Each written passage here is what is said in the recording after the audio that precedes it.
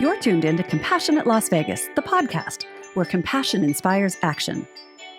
Together, we're building a world centered in understanding, empathy, and courageous action. Now, let's welcome a man committed to fostering compassion in every corner of our city, the voice of compassion, your host, Will Rucker.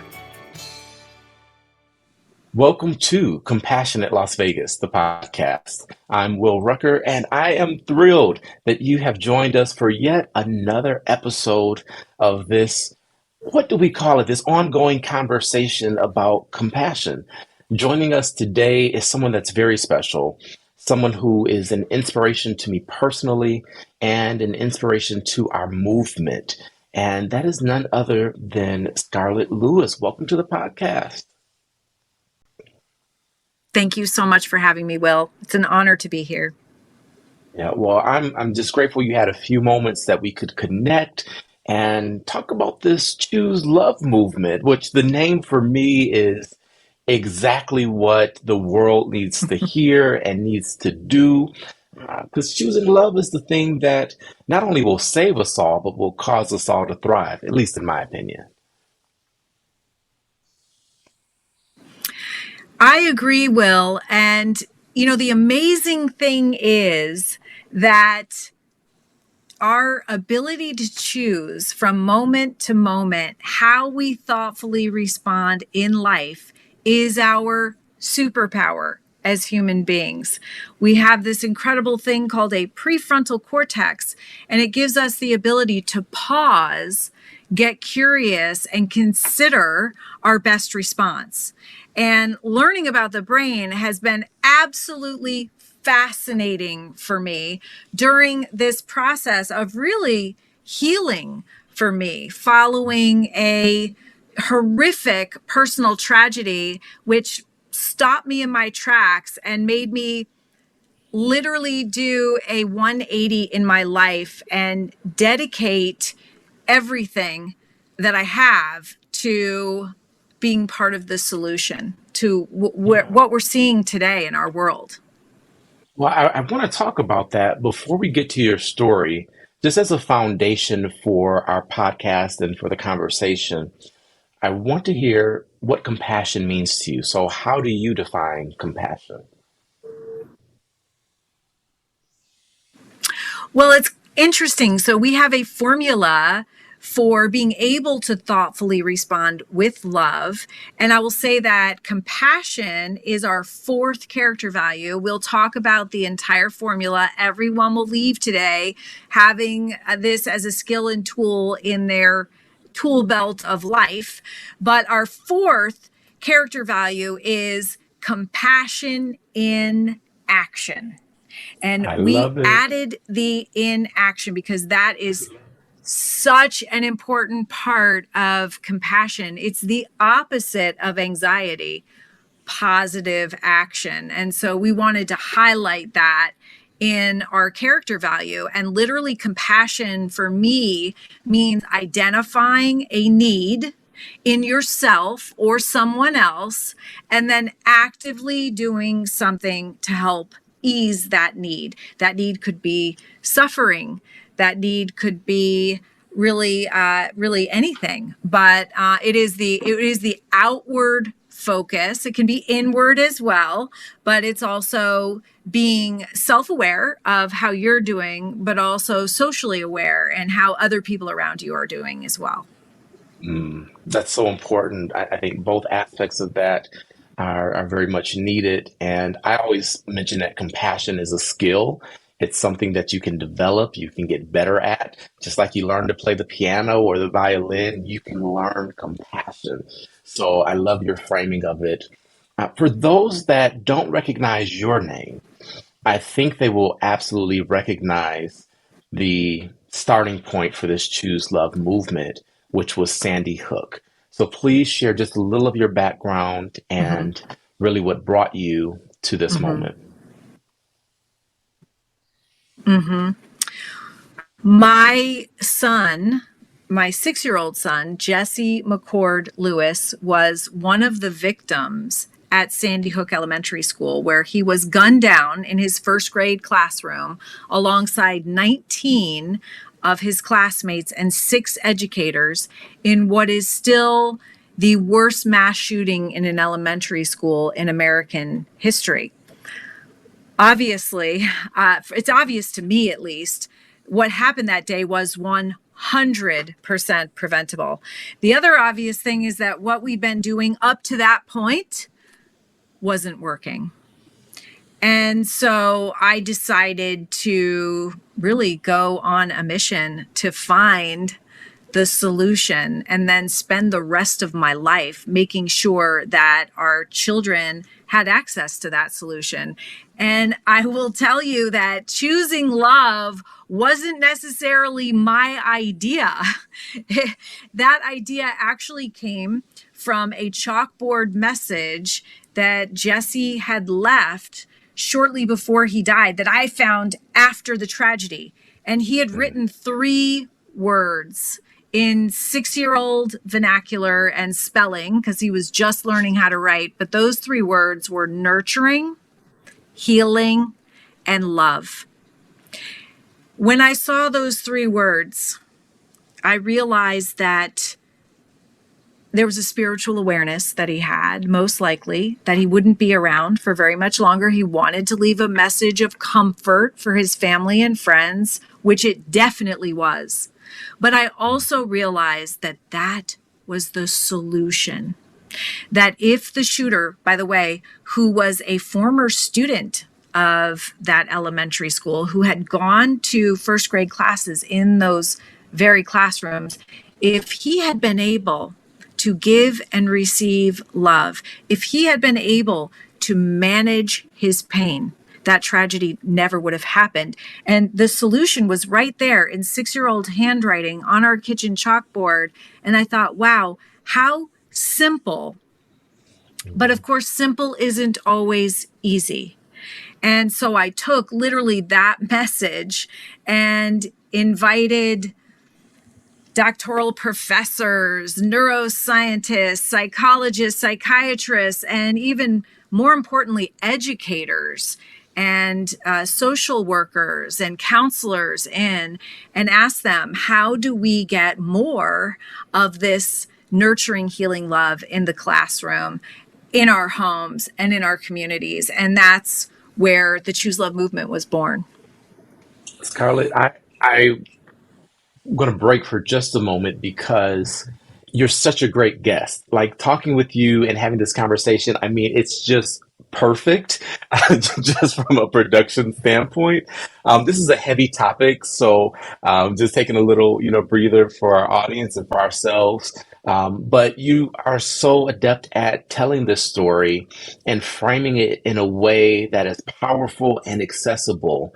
I want to know, how did you get there? Because I can only imagine the process you had to go through to even begin to speak of this. So how did you get to this point where you're able to share this information, tell this story, and do it frequently, but with such clarity?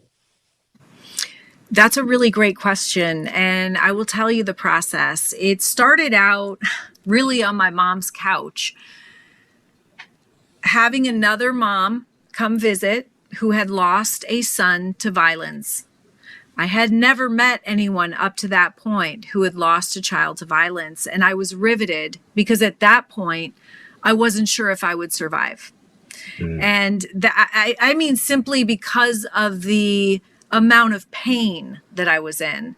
I literally thought I expected myself to dissolve. I remember looking at my hand going, well, I'm still together right now. But she came and she told me her story, but it wasn't the story that I wanted to have.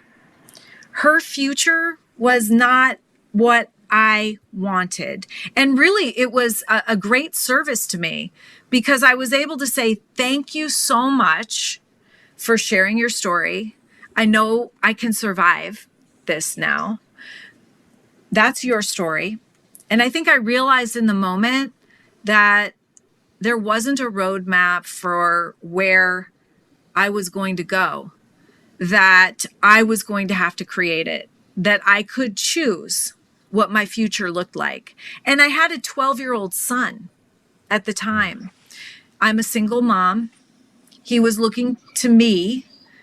He was going to be modeling how he handled not only this terrible tragedy of losing his little brother, but all of the adversity and pain and roadblocks and difficulty that he faced for the rest of his life. And I realized he'd be watching every move that I made. And that awareness really helped me be the best version of myself through this. And I have to tell you, I didn't want to live a life of anger and hatred and resentment. And I saw people that were going down that path. I didn't want that for myself, and I didn't want it for JT. At Jesse's funeral, I stood up and I spoke to the congregation. And I said, this whole tragedy started with an angry thought in Adam Lanza's head. And I pictured Adam as a little boy. This is Adam Lanza's the shooter. A little boy without the skills, tools, or nurturing environment to manage that angry thought. That angry thought built upon itself, changed Adam's brain, and eventually resulted in the tragedy. And I told the congregation, the amazing thing to me is that thought could have been changed. So I asked everyone to start thinking about what they think about on a daily basis and to choose a loving thought over an angry thought every day. I said, by doing that, you're going to make yourself feel better. It's pretty simple. Loving, kind, compassionate thoughts feel good. Angry, hateful, resentful thoughts feel bad. And that one change in your thought process will ripple out and impact others and eventually the world. And so everyone went out to the four corners, and I started getting emails, texts, calls about a week later saying that one simple act had completely changed their life. And I knew that I was onto something. I knew that that was a simple but powerful way that people could make change. And I also realized that I couldn't go back to the life that I had before. It had changed so dramatically. If you can imagine walking into a house that you shared with two young boys, one of them, Jesse, just being so rambunctious and energetic and loud with stuff all over the place, to just JT and I. And I realized, if that's going to change, I'm changing everything about my life. I have to dedicate my life to keeping kids safe. They must be our priority. They are not, but I am going to work 24/7 until all of them are safe. And really, that's how the Choose Love movement got started. Wow. There's so much in that. And even you shared some powerful skills, which is just taking a moment to think about what you're thinking about. I've been reading a book called The Fourth Turning. I should say I actually just finished it. So now I'm starting the sequel, which is like The Fourth Turning is here. But it talks about basically generations and how there are four archetypes that basically all fall into, one of which being kind of a prophet. And I feel as though in many ways your son channeled that messaging to that chalkboard in a way to say, hey, this is what we need to be thinking about. And as we, are in the midst of a presidential election ramping up, you're hearing a lot of talk about, well, hey, what's important? Of course, the environment. We talk about the economy, but there are very few conversations that I'm privy to that talk about our children. And I believe that starting with our kids is the solution to everything. Because Whitney Houston said it in The Greatest Love of All. I believe that children are our future. And I like to add on to that. They're not just our future, they're our present. They're here right now. And everything that we do that impacts them ultimately impacts us. So why not take care of them? My question for you in this is, to me, choose love is a no-brainer. It should be across the nation, across the world. Are you getting any pushback on this idea? Is anyone saying, I'm not so sure?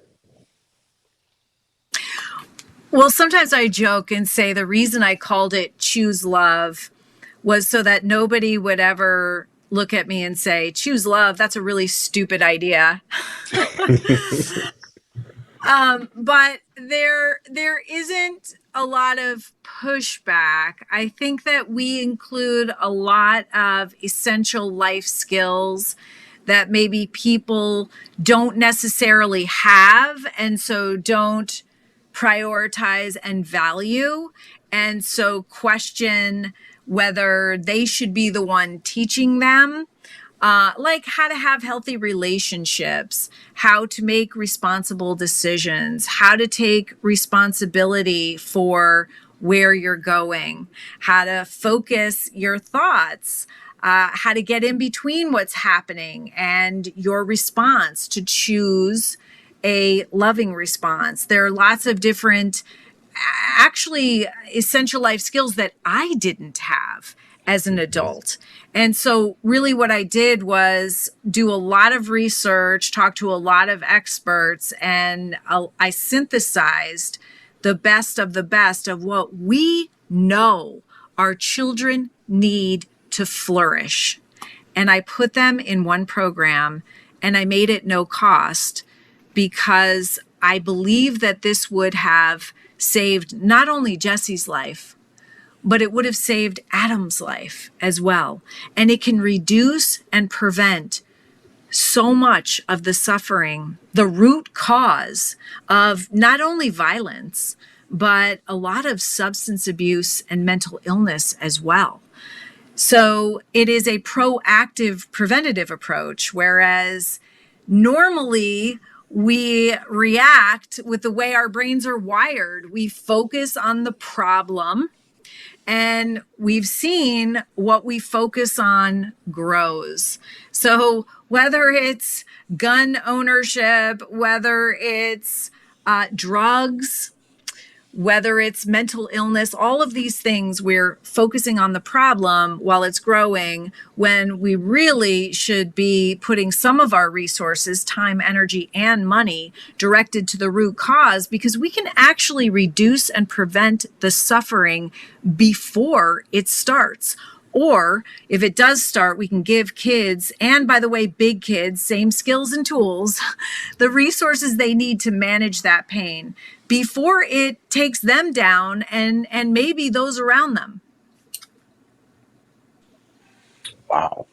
Well, we're going to take a quick commercial break, but when we come back, I want to hear more about how you approach the subject of forgiveness. And you talk a lot about the shooter, and you do that with such empathy. I want you to share with us how you were able to gain that skill and why it's so important for all of us to work on forgiveness. We'll be right back with more from Scarlett Lewis. 10 years ago, the unthinkable happened. My son Jesse was murdered at Sandy Hook, but he left a message that pointed the way to a solution. It led me to create the Choose Love movement. More than 3 million people have engaged Choose Love since then to live happier, healthier, and safer lives. But we are only getting started.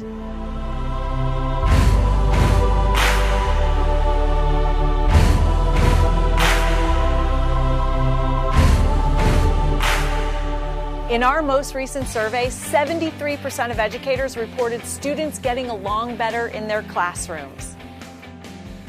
68% of educators reported increased job satisfaction as a result of teaching Choose Love. 84% of respondents reported an improvement in classroom climate. 81% of respondents reported an improvement in students' behavior. 78% of educators reported students showing more courage by trying new or difficult tasks, expressing themselves more, and being kinder. 81% of educators reported students showing more gratitude by expressing their appreciation, increased empathy, and kindness. 73% of educators reported students showing more forgiveness by expressing less aggression and more self and emotional control. 80% of educators reported an increase in compassion in action, including improved social skills, enhanced connections, and a greater sense of belonging. Since we started, our programs have reached millions of people in over 10,000 schools and 120 countries.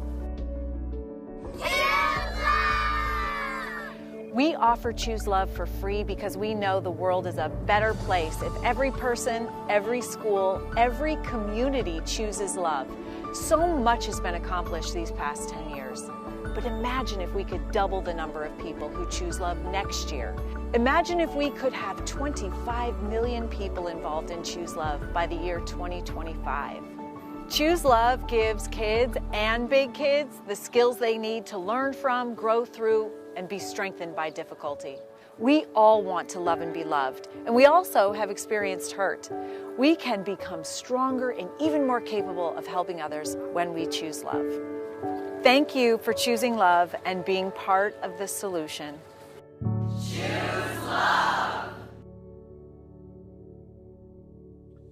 This is Compassionate Las Vegas, the podcast.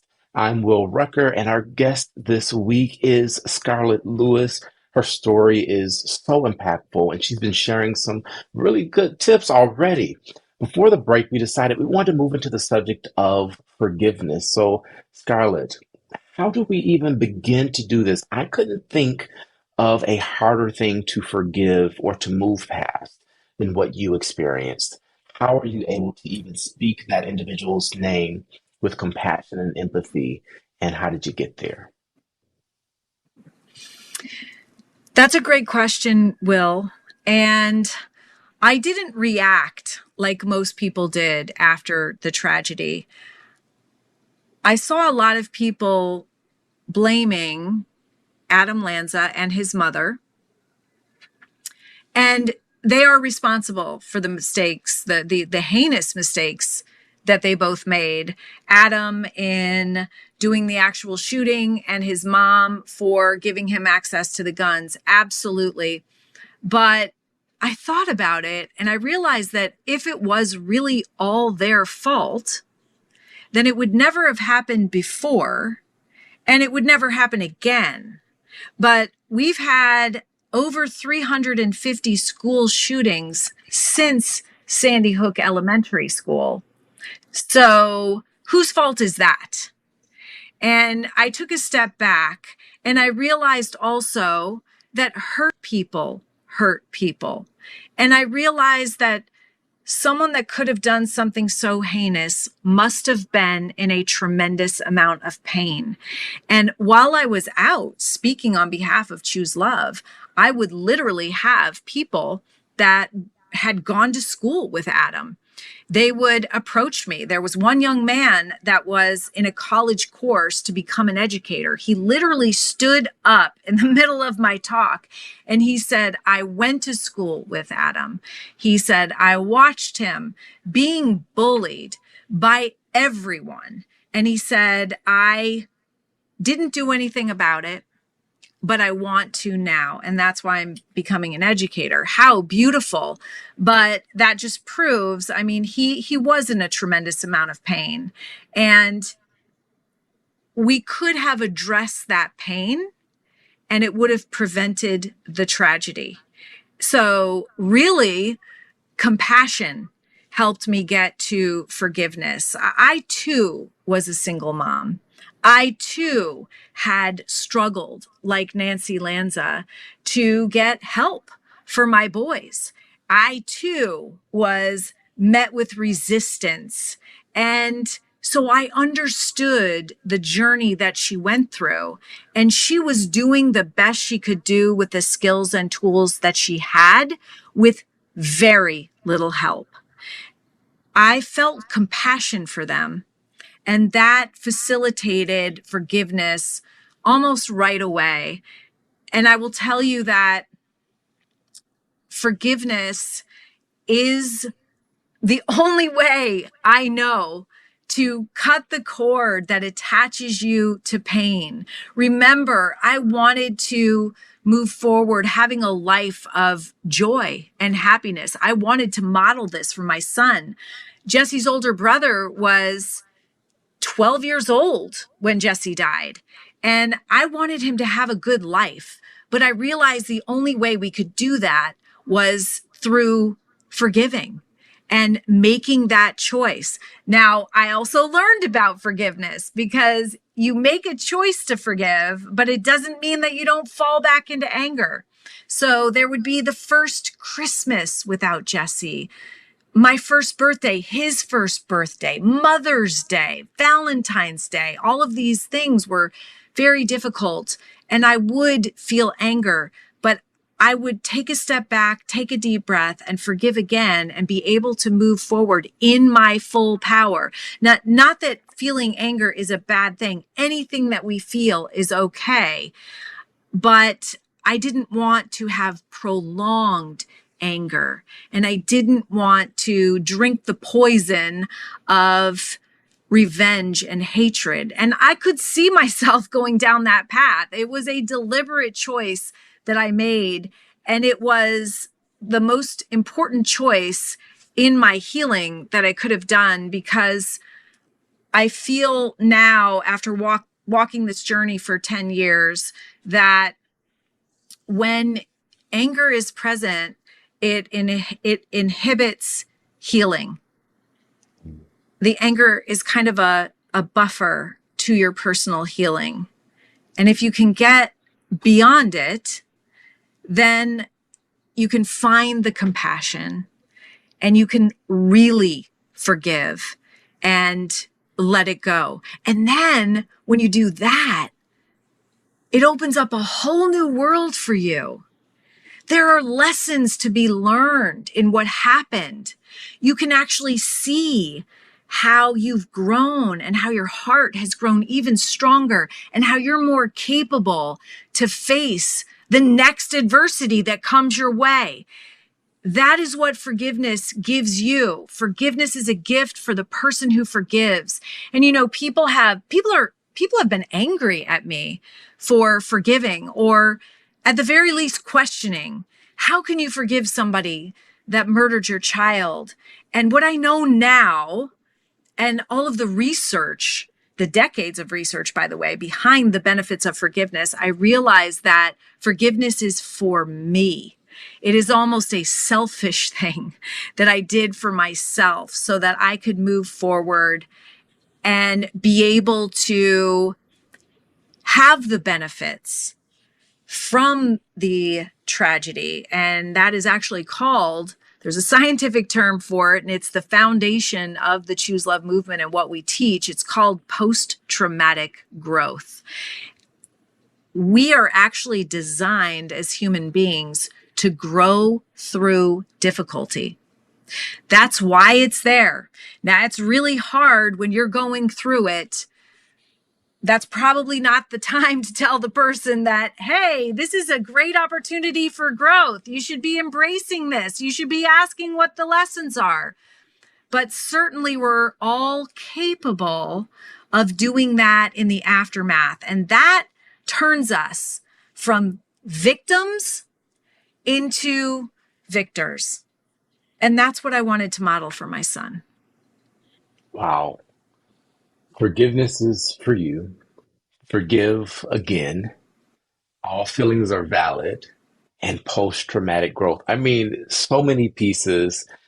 For our audience, feel free to tweet any of that out, or I guess we're Xing now and threading and all the things, but share those wisdom nuggets. Share those with folks, because that's so important.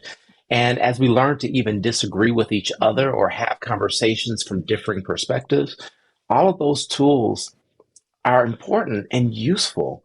So I want to ask, just kind of circling back, because you mentioned how you needed support as a single mom, how Adam's mom was doing the best she can with what she had. What, as a society, as a culture, as communities, should we be doing for not just our children, but single moms? Wow. Well, absolutely. There's a lot more that we can be doing. Having been a single mom for the past 23 years, maybe 20 to be exact. But I think the one thing that I advocate for over anything else are the essential life skills that the Choose Love movement teaches. They are so incredibly important. And by the way, I was 44 years old when Jesse was murdered, and I did not have these skills and tools. I did not know how to have healthy relationships. I did not know how to manage my feelings. I didn't know how to, for the most part, even, take personal responsibility for what was going on in my life. I spent a lot of time blaming other people for where I was and focusing on the wrong things and, leading myself down kind of a limiting path. I certainly wasn't the best version of myself, and it wasn't comfortable. And I started practicing what the Choose Love movement teaches. And it literally teaches you the skills and tools you need to flourish. So, and by the way, it's amazing. It's the same skills and tools we teach in school that we can teach and practice and reinforce in the home as well. And it helps with self-confidence, how we feel about our abilities. It helps with self-esteem, what we feel about ourselves. It helps us with self-worth, how we value ourselves, all of these things that can get pummeled every day. And when you have the ability to choose love for yourself and for others, it really opens up an entirely new world. And it did for me, and I know that it has for so many other people that have followed the Choose Love movement. I think, I'm really focused on that. I know that there are other needs and more basic than what I'm talking about, like food and shelter. Those are really incredibly important. In fact, somebody approached me and said, why aren't you making sure that every child has food? Don't they need food before they need love? And, what we're finding out now is, yes, for sure, but love is also very important. And I said, that's important. There are people working on that, but I believe that my purpose in life, the mission that I've been given, is to spread this ability to choose love as a thoughtful response in your life. And so that's what I need to focus on. And, when I think about that, I think about Jesse's courage that day. Actually, both my boys are the most courageous people that I know. Jesse actually stood up to the shooter that had just murdered his principal and guidance counselor right outside his first grade classroom. He turned into Jesse's classroom, continued shooting, and then his gun ran out of bullets. And during the short delay, Jesse directed his friends to run, and he is credited with saving 9 of their lives. Wow. Will, what an incredible inspiration for me to then find his message of nurturing, healing, love, and realize this is, or lack of love is the root cause of so much of the suffering that we have in our society today. And I can have the courage that Jesse showed, and hopefully no one that's listening will ever be in the same situation. But I'm talking about the courage, the capacity for courage that we all have to do the right thing, not just what's easy, to speak the truth, to step outside of our own busyness and distraction, even pain and suffering, to help somebody else, to choose love as a thoughtful response, getting in between what's happening in our life and how we respond, and getting curious and really considering our response and how it will benefit not only us, but those around us. That all takes a tremendous amount of courage. Even getting out of bed for some of us and putting our best foot forward takes courage. And, and I'll talk about JT too, who's now 23, but the incredible courage that he showed following his little brother's death, and how he advocated at such a young age for school safety, and went in front of the media and gave interviews and started an organization called Newtown Helps Rwanda and raised money to help other people. I mean, both my boys are my inspiration. I only hope to live up to where they are, but also to be a role model for them in their life. And the other thing that I've learned, Will, is that, and we know that it's backed up by science, but that when you have the courage to step out of whatever's going on in your life to love and support and heal and offer compassion to somebody else, you get that back. So my service has been a huge source of personal healing for me as well. Every time I do something like this, Will, and I share my story, and I know that someone on the other end is going to hopefully be blessed by what they hear and be able to take some of this into their own lives and use it for healing, that's healing me. It is so incredibly important. And I'll just go, if you don't mind, I'll go through the formula really quickly for your audience. That sounds great. Okay, so this is the formula that helps you thoughtfully respond with love in any situation, circumstance, or interaction you will ever face. Starts with courage. And think about Jesse and the capacity for courage that you actually have. You have Jesse's capacity for courage. He was 6 years old, but courage is like a muscle and we have to practice it. And so it starts there. The courage literally to face whatever the challenges and difficulty are in your life. Because if you're not facing them, you might be resisting and avoiding them or even numbing yourself. But when we have the courage to face them, we can get curious and ask, what are the lessons in here for me? How is this going to strengthen me? And it literally redirects our attention away from the pain and fear to growth. And then the second character value is gratitude. And there is always something to be grateful for. Even after losing Jesse, I had so much to be grateful for. The love of the world that was coming in, all these beautiful cards, mostly from kids, so precious, making me feel so loved. And the interesting thing is, all the thoughts that go through our head during the day, you can only focus on one thought at a time. So you can only focus on anger, resentment, frustration, or gratefulness. So it's a great way to shift the focus of your lens. And then we go into, and by the way, it also strengthens you. When you have a regular practice of forgiveness, it actually helps you become more resilient, and you can face and move through the adversity that will come, as we all know, in your life more quickly and with more grace.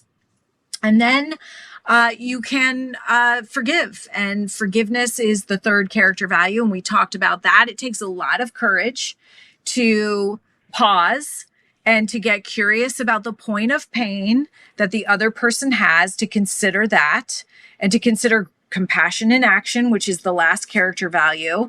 But I will tell you this, I do a lot of work in prisons. We actually have a prison program as well. And I've spoken to school shooters. I've spoken to people that have committed the most heinous things that you can think of. And I've never met anyone who has perpetrated violence or hurt someone else in any way that is not on purpose, by the way, that is not coming from a point of pain themselves. Hurt people. And when you understand that, and instead of reacting to defend yourself, pause and think about their point of pain, that enables you to thoughtfully respond with compassion. And that leads us to our fourth character value, by being compassionate. And by the way, when you do thoughtfully respond in compassion, you are in your full power. When you're reacting in anger, hatred, and revenge, you're giving away your power.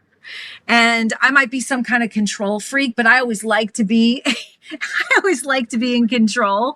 And so it feels so much better, obviously, to thoughtfully respond with love than to react in anger, hatred, and revenge. And that goes all the way back to Jesse's funeral, when I asked everybody to choose a loving thought over an angry thought. And we know that our thoughts directly impact how we feel, which then results in how we behave and how we show up in relationships. So we start with our thoughts, and we can choose love as a thoughtful response. Wow. So starting with courage, moving into gratitude, forgiveness, and tying it together with compassion and action. I think that to me is a winning formula for sure. You made me think about Maslow's hierarchy, and the question about the food and all of that. One of the things I tend to do is flip that pyramid upside down and start with self-actualization, which is really what I'm hearing you speak about, because of course love covers the full spectrum, and all of these things are, you could put them in different layers, but if we really look at self-actualization, everything else takes care of itself because we're really functioning as we're supposed to our potential, and our potential is love. And that's what I hear you asking people to do, is to simply be really who they are, which is love. We come out in love, and we're taught all of these other things. So, wow. How do people get in It's so contact? true. I was just going to add, Will, just really quickly, going back to my couch moment, just really quickly, I realized, after I'm sitting on the couch and I realized, my gosh, I've been through, or everybody's telling me this is the worst thing that a human being can go through. There's nothing left to fear. And so I dedicated my life to choosing love. But what I did was realize that every choice I had ever made, every relationship, every job I'd ever taken was out of fear. And I vowed to myself, I will never do that again.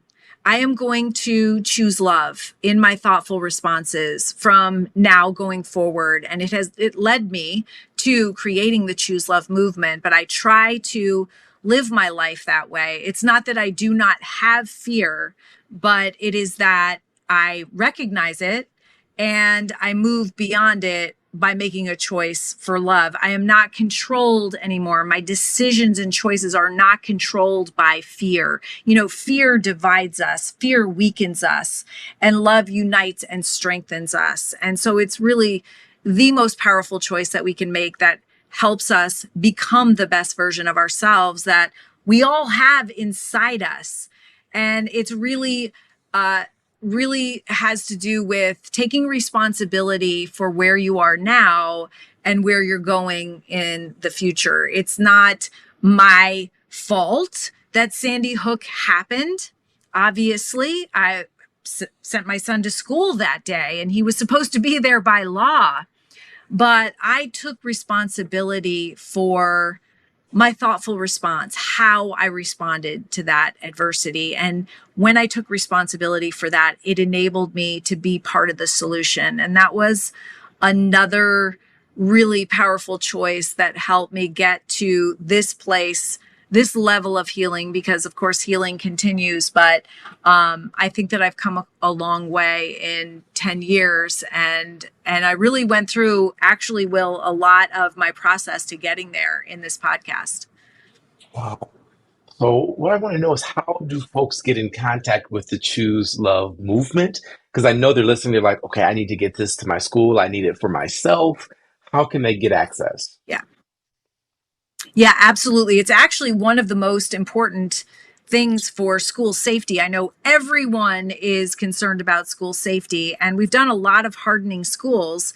And that's a reactive stance. That's, usually a step behind. But in reality, programs like Choose Love address the grievance end of the pathway to violence. They can help manage the grievance before it escalates into an attack. And they can also reduce and prevent a grievance. It is such an important part, not only of a child's flourishing, but also of keeping them safe. And so I encourage everybody, please go to the website, chooselovemovement.org.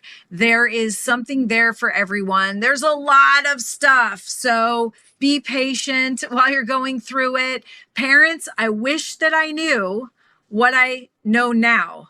If I had known the power of this type of programming, I would have made sure that my school had it, and not just had it, but embraced it and taught it every single day. I would have backed that up in my home with the calendars that we have and the activities. It would have helped me.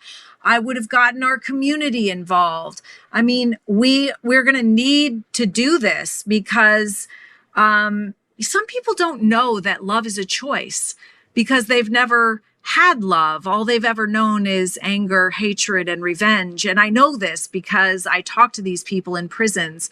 But I will tell you this, that everyone has the capacity inside them. As you said, we're all born with love and that capacity. And then things happen and we don't have the skills and tools to manage the pain that we have. And then that grows. But if we can teach kids that pain has a purpose, it's going to happen, but there are skills and tools that can help you manage it and actually grow from it. Then you take the fear away from the pain. You teach kids to choose love for themselves and for other people. You give them that agency and that control and that superpower that we all have. That is a really great starting point for a wonderful life. Scarlett, thank you so much for joining us on Compassionate Las Vegas, the podcast. Thank you for choosing love and being courageous enough to take this movement everywhere across our country. Just again, thank you for being you and being an example for so many. This has been Compassionate Las Vegas, the podcast. I'm Will Rucker, and as I always remind you, you are not just a drop in the ocean. You are the entire ocean in a drop, and what you do matters. So live compassionately. And Scarlett, I'm going to add this on. Choose love. Absolutely. Thank you so much, Will. Take care.